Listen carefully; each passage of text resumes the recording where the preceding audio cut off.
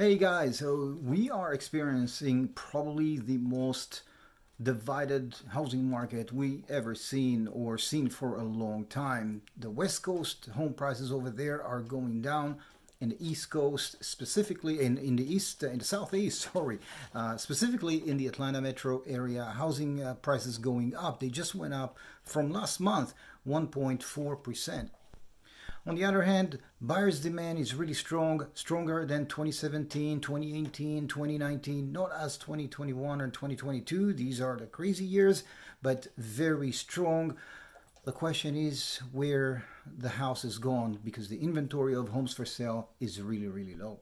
Why is that? Well, the short answer is very simple. Homeowners are not selling, builders are not building, and when they do, some of it goes directly to rent, and Wall Street companies buy or bought for the past couple of years residential homes, sorry, and turned them into rentals.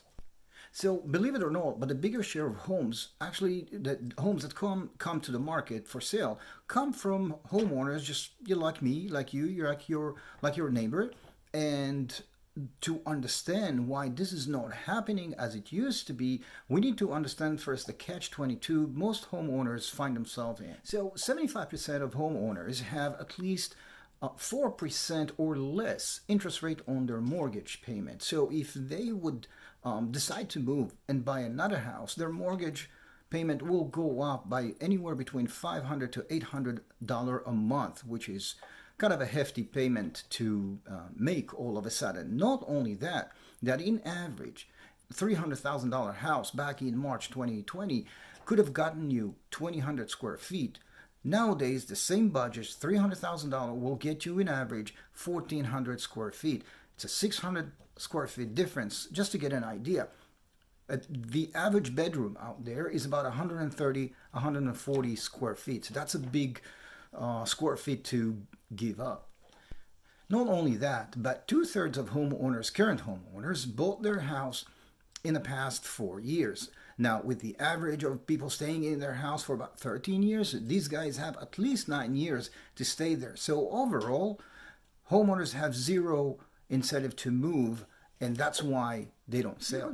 New construction companies are in charge or account for about 10% of the share of homes, new homes on the market. Nowadays, the share is 14%.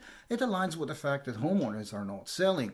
The problem with the new construction is that we would think with all the shortage, builders out there will fill in the blanks, but the reality is completely different. U.S. Department of Housing just reported that housing new starts of houses and new permits actually went down 21%. And one thing to mention that I just read an article about building companies out there that because of the rush, those who were already building, cutting some corners and giving up on quality. So be careful when you're out there buying a new construction. Make sure you do all your due diligence to make sure the house you're buying is a good one. And if that's not enough, then there is a new trend. It's not a new trend, but it's about 3-4 years. Builders are building communities to rent. There is an article I just posted on my Facebook page, Atlanta Expert. Feel free to go and check that article. But the fact is that you can drive around the metro Atlanta, see a new community, 30, 40, 50 houses. They're all for rent. They're not for sale. That's not a good thing. Lastly, Wall Street, always in the picture. Investment companies from Wall Street, cash buyers, are responsible for a massive purchase of residential homes, turning them into rentals. Now, this has been going on since 2008 and 2010, just for the disclosure. However, that activity has been accelerated extremely in the past couple of years. Just to get an idea, in the last quarter of 2022, those companies were responsible for 30% of all the purchases of new homes here in the Atlanta metro. And again, these houses are being taken from the pool that other buyers could have bought, and these houses are being turned into rentals. Housing advocates say that without an outside large-scale intervention, this is not going anywhere, and all these issues will continue to mount. which contribute at the end of the day to low inventory and pricing and home prices going up.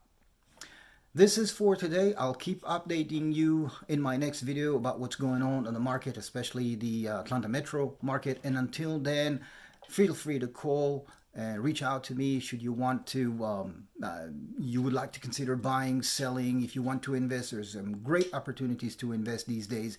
I'll be more than happy to discuss all this with you on a cup of coffee, my treat. And until then, guys, be happy, stay healthy, stay safe, and successful, obviously.